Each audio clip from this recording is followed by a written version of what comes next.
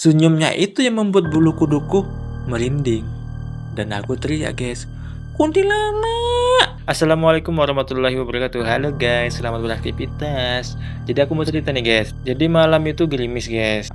Di malam itu istriku lagi sakit. Jadi saat aku hendak mengantar istri ke rumah sakit ya kan, dan badannya pun kan udah demam nih sejak sore. Jadi aku tak mau ambil risiko. Ku ambilkanlah jaket lalu menghampiri istriku yang sudah menunggu di teras. Jadi ku bilang sama istriku ya kan, "Sudah siap sayang." Sungguh romantisnya lah aku nih.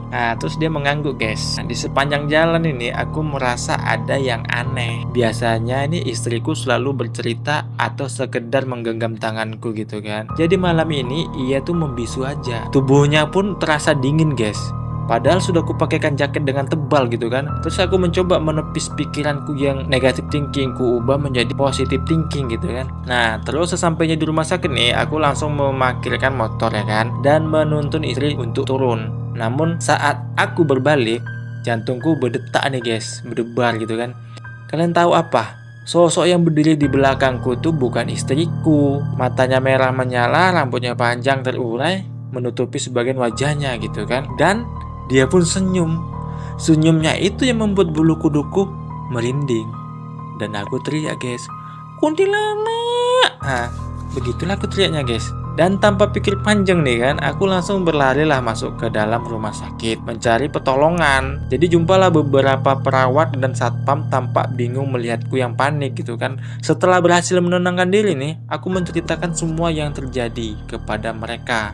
Nah mereka awalnya tak percaya guys. Namun melihat wajahku yang pucat pasi nih, akhirnya mereka percaya guys dan memeriksanya. Terus kami kembali ke parkiran, tapi motorku sudah kosong guys.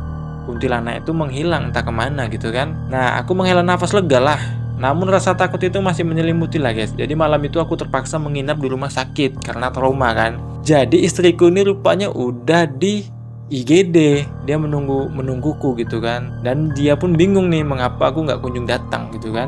Nah setelah kejadian itu aku jadi lebih berhati-hati guys. Setiap kali bepergian malam nih, aku selalu membaca doa nih dan memastikan istriku berada di dekatku guys. Nah itulah, karena pengalaman itu jadi pelajaran yang berharga. Terima kasih yang sudah menonton sampai habis. See you di next video.